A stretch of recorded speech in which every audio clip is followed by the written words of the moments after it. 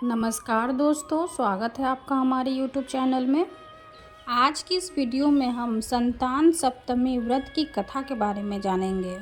संतान सप्तमी का व्रत बहुत ही फलदायी माना जाता है।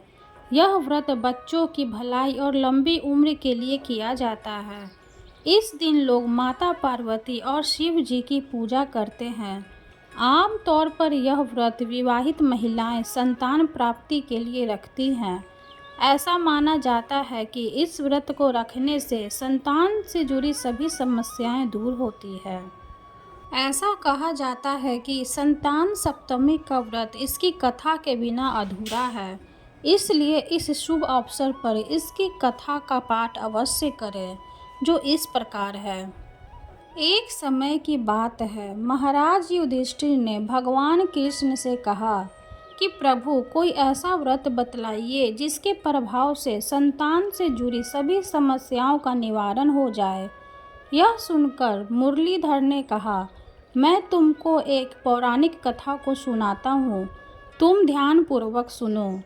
एक समय की बात है, लोमय ऋषि ब्रजरात की मथुरापुरी में वासुदेव देवकी के घर गए, जहाँ ऋषिराज का खूब सत्कार किया गया, जिससे वह प्रसन्न होकर उनको कथा सुनाने लगे।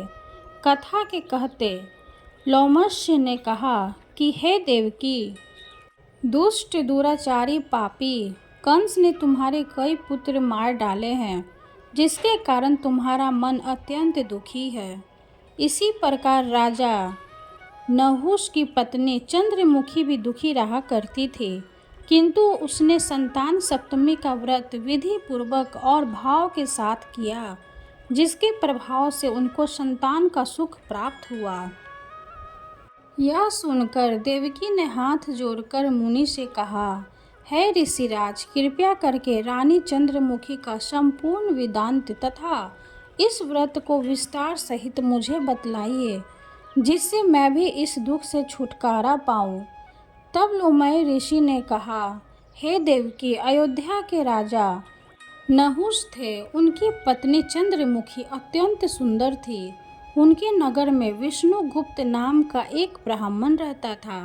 उसकी पत्नी का नाम भद्रमुखी था। वह अपनी अत्यंत रूपवती सुंदरी थी। रानी और ब्राह्मणी में अत्यंत प्रेम था।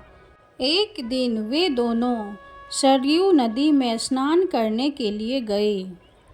वहां उन्होंने देखा कि बहुत सी स्त्रियां सरयू नदी में स्नान करके निर्मल वस्त्र पहनकर एक मंडप में शंकर और पार्वती की मूर्ति स्थापित करके पूजा कर रही थी। रानी और ब्राह्मणी ने यह देखकर उन स्त्रियों से पूछा कि बहनों, तुम यह किस देवता का और किस कारण से पूजन व्रत आदि कर रही हो? यह सुन स्त्रियों ने कहा कि हम संतान सप्तमी का व्रत कर रही हैं और हमने शिव पार्वती का पूजन चंदन अक्षत आदि से विधि से पूजा किया है। यह सब इसी पुनीत व्रत का विधान है। यह सुनकर रानी और ब्राह्मणी ने भी इस व्रत के करने का मन ही मन संकल्प लिया और घर वापस लौट आई। ब्राह्मणी भद्र तो इस व्रत को नियम पूर्वक करती थी, किंतु रानी चंद्रमुखी राजमत के कारण कभी इस व्रत को करती, कभी न करती, कभी भूल हो जाती। कुछ समय बाद दोनों मर गए। दूसरे जन्म में रानी बंदरिया और ब्राह्मणी ने मुर्गी की योनि पाई। ब्राह्मणी मुर्गी की योनि में भी कुछ नहीं भूली और भगवान शंकर तथा पार्वती जी का ध्यान करती रही। उधर रानी बंदरिया की योनि में भी सब कुछ भूल गई। थोड़े समय के बाद दोनों ने यह देह त्याग दी। अब इनका तीसरा जन्म मनुष्य योनि में हुआ। उस ब्राह्मणी ने एक ब्राह्मणी के यहाँ कन्या के रूप में जन्म लिया। उस ब्राह्मण कन्या का नाम भूषण देवी रखा गया तथा विवाह गोकुल निवासी अग्रशील ब्राह्मण से कर दिया। भूषण देवी इतनी सुंदर थी कि वो आभूषण रहित होते हुए भी अत्यंत सुंदर लगती थी। कामदेव की पत्नी रति भी उसके सम्मुख लजाती थी। भूषण देवी के अत्यंत सुंदर स्वर, गुण संपन्न चंद्रमा के समान धर्मवीर, कर्मनिष्ठ, सुशील स्वभाव वाले 8 पुत्र उत्पन्न हुए। यह सब भोलेनाथ के व्रत का फल था। दूसरी ओर शिव विमुख रानी के गर्भ से कोई भी पुत्र नहीं हुआ। वह निसंतान दुखी रहने लगी। रानी और ब्राह्मणी में जो प्रीति पहले जन्म में थी वह अब भी बनी रही। रानी जब वृद्ध अवस्था को प्राप्त होने लगी तब उसके गूंगा, बहरा तथा बुद्धिहीन अल्प आयु वाला पुत्र हुआ। वह 9 वर्ष की आयु में इस क्षण भंगुर संसार को छोड़कर चला गया। अब तो रानी पुत्र शोक में अत्यंत दुखी हो व्याकुल रहने लगी। दैव योग से भूषण देवी ब्राह्मणी रानी के यहाँ अपने पुत्रों को लेकर पहुँची। रानी का हाल सुनकर उसे भी बहुत दुख हुआ, किंतु इसमें किसी का क्या वश।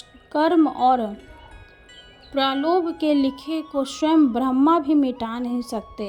रानी ने जो कर्म किया था इसी कारण उसे दुख भोगना पड़ा। इधर रानी पंडितानी के इस वैभव और 8 पुत्रों को देखकर उससे मन में ईर्ष्या करने लगी तथा उसके मन में पाप उत्पन्न हुआ। उस ब्राह्मणी ने रानी का संतान दूर करके निमित्त अपने 8 पुत्र रानी के पास छोड़ दिए। रानी ने पाप के वशीभूत होकर उन ब्राह्मणी पुत्रों की हत्या करने के विचार से लड्डू में विष मिलाकर उनको खिला दिया, लेकिन शिव जी की कृपा से एक भी बालक की मृत्यु न हुई। यह देखकर तो रानी अत्यंत ही आश्चर्यचकित हो गई और इस रहस्य का पता लगाने की मन में ठान ली।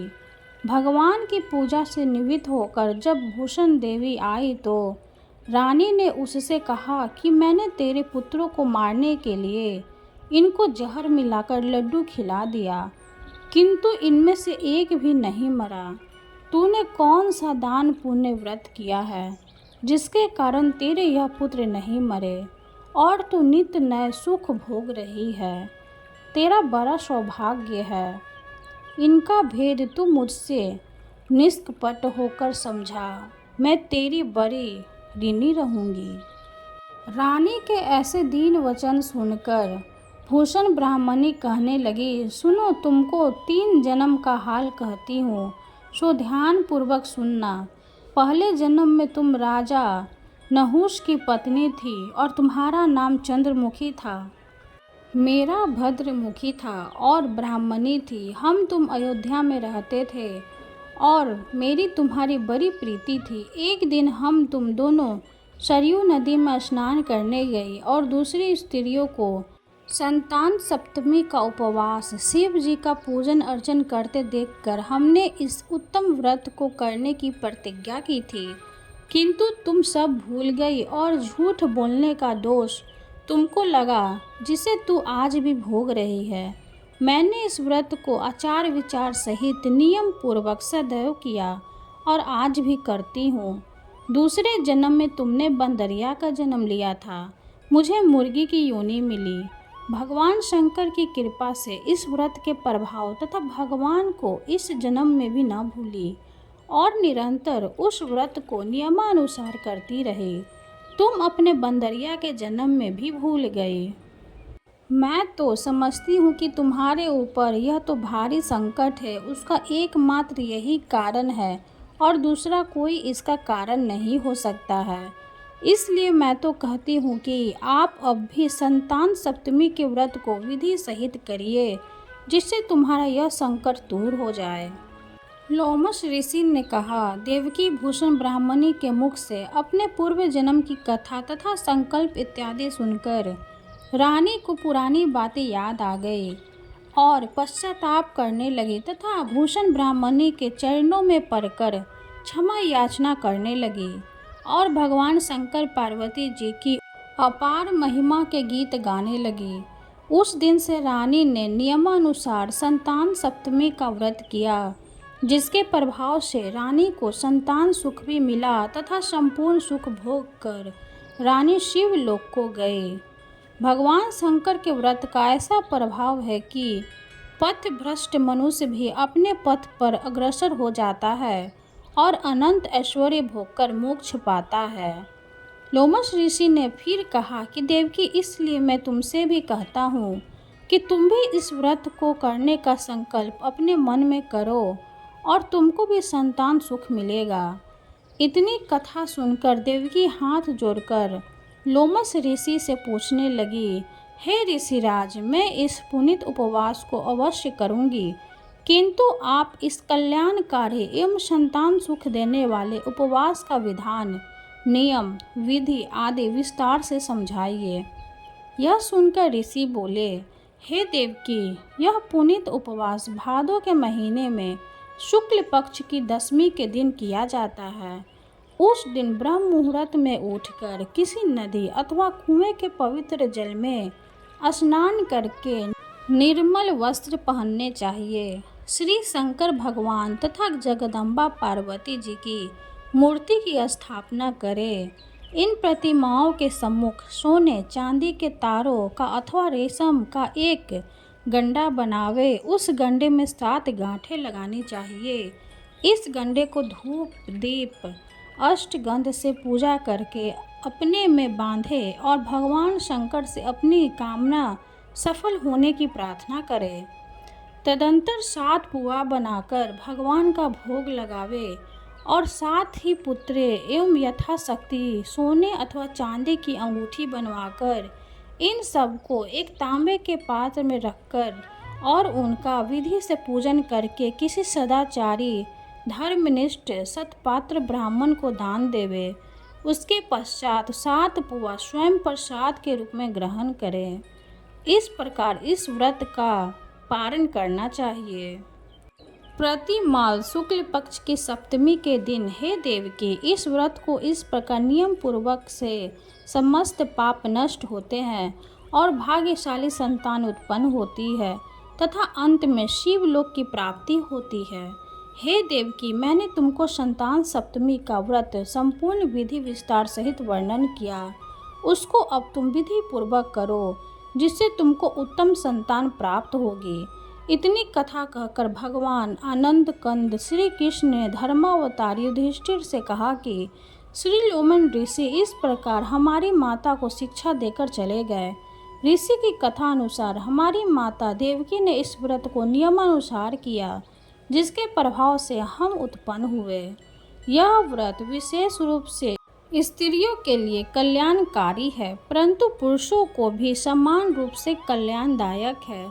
संतान सुख देने वाला, पापों का नाश करने वाला यह उत्तम व्रत है, जिसे स्वयं भी करे और दूसरों से भी करवावे। नियम पूर्वक जो कोई इस व्रत का पालन करता है और सच्चे भाव से पूजा अर्चना करते हैं, उन्हें संतान रत्न की प्राप्ति होती है। इसके साथ ही संतान से जुड़ी सभी मुश्किलें दूर होती है।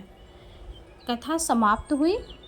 वीडियो अगर अच्छी लगे तो लाइक कर दें, चैनल को सब्सक्राइब कर दें। धन्यवाद।